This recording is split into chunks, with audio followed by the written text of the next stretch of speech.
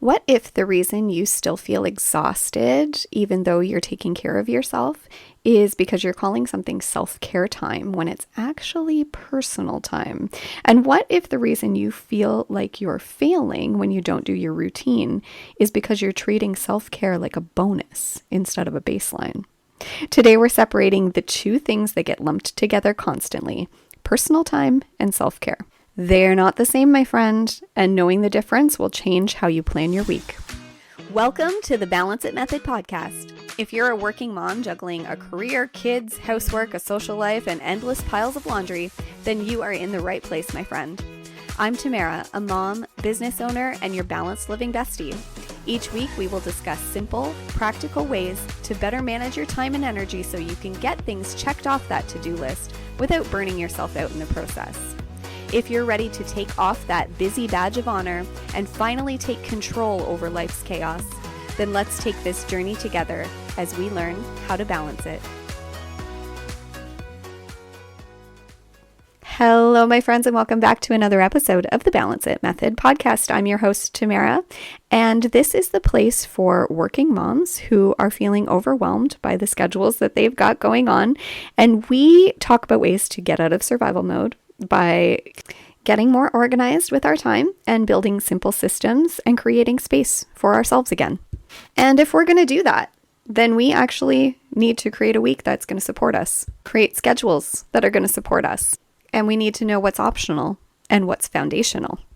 So let's get into self-care, because we all use this buzzword constantly. We hear, oh, we need to add self-care in. It becomes another thing on our to-do list, right? And we put everything that is for ourselves in this category. So like, we're reading a book, that's self-care. We're watching Netflix, that's self-care. We're going for a walk, that's self-care. We're getting our nails done, that's self-care.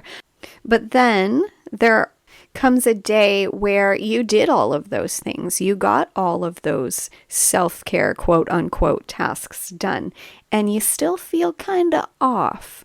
You feel snappier, you feel anxious even, you feel reactive like you do all the time when you're super busy. And then that's when you start to realize some of these things that we are calling self-care are actually like fun bonuses and not really caring for ourselves. They were actually more in the category of personal time. So let's really get into the details here. So personal time is a restorative, enjoyable, identity affirming activity. It's the time that reminds you, I'm a person, not just a role here in the world. And this can sometimes be really hard for moms to define, because it often comes down to, what do you like to do for fun, right? You get that question, what do you like to do for fun? What are your hobbies as a mom? A lot of us don't even know how to answer that because we have not thought about our own enjoyment for a long time, because we've just been doing things for other people.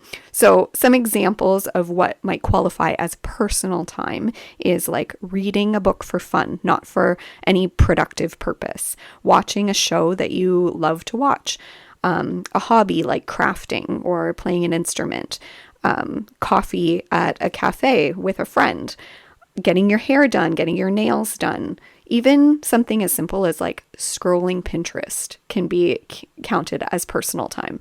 Personal time is really important. It fuels your joy and it connects you to yourself again, and it expands you. But if you miss it, if you don't get to do it for one day, it's probably not going to make you feel depleted. It's probably going to disappoint you a little bit, but it's not going to make you dysregulated for the remainder of the day. Self-care, on the other hand, is about regulating your nervous system. It's about stabilizing your energy, and it keeps you functional. Examples of self-care would be adequate sleep, eating actual healthy meals, short daily walks to clear your head, quiet time before the chaos of the after school time starts, setting boundaries around when you're working or when you're on screens. Self-care isn't really tasks, so to speak. It's definitely not something that's glamorous in your schedule.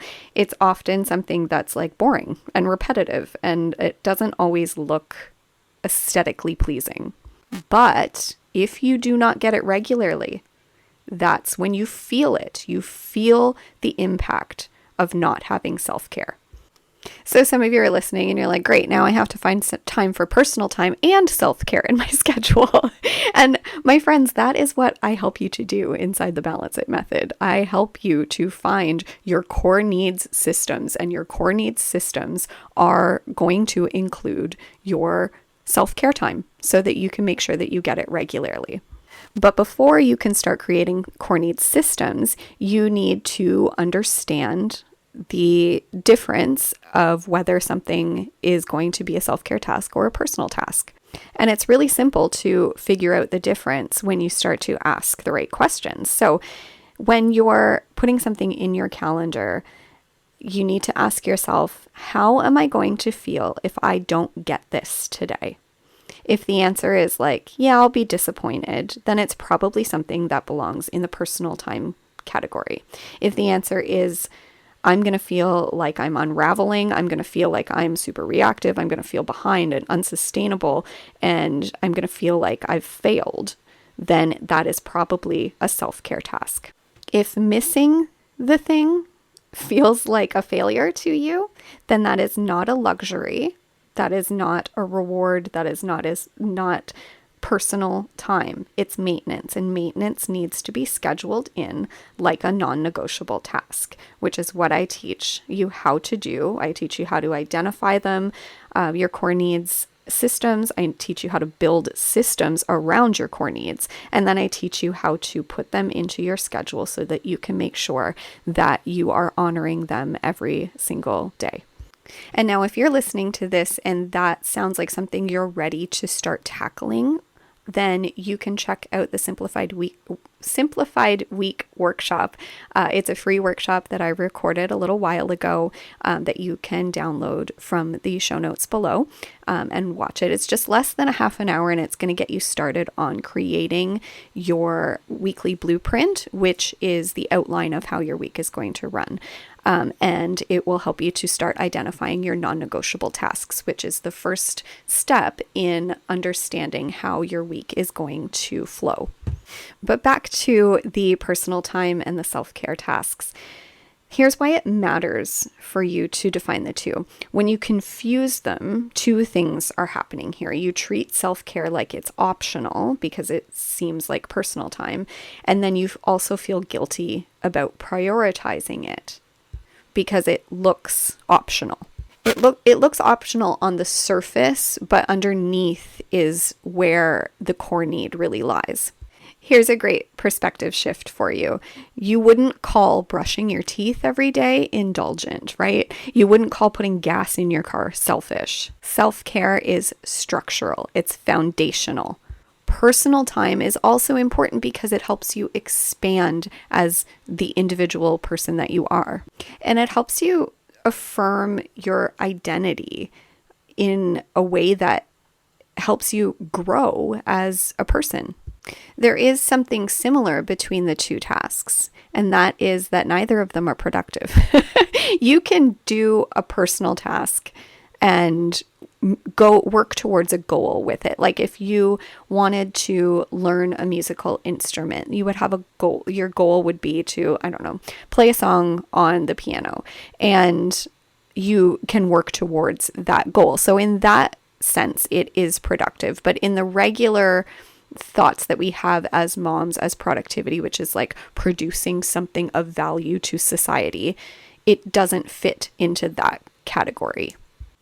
But you can't build a house without a solid foundation, and you can't build a brick house on the foundation of sand. So you need to build that strong foundation first, and that is your self-care time. And I believe that you build your self-care time, you build your personal time, and then you build everything else on top of that. And that is why when I'm teaching the Balance It method, we always start with the deeper work first. because that foundation needs to be dug down and built properly in order to build something sustainable on top of it. So some of you listening to this might be like, this feels absolutely impossible to tackle right now, to add in self-care and personal time. But you're just really going to start small and ask yourself, like, what is actual maintenance for me right now? What would make me feel like a regulated human being going forward in my day to day? And put that into your schedule and protect it. Don't skip it. Don't add things over top. Don't erase it when something else that feels more valuable comes up. That is the gold in your week right there. That time for yourself, and it needs to be scheduled in and it needs to be protected. Okay, my friends, I hope this episode was helpful for you to identify the difference between self-care and personal time. And again, if you want to start building out some weekly routines, you can join in with the Simplified Week workshop linked up below. And I will see you back here for the next one. Bye, guys.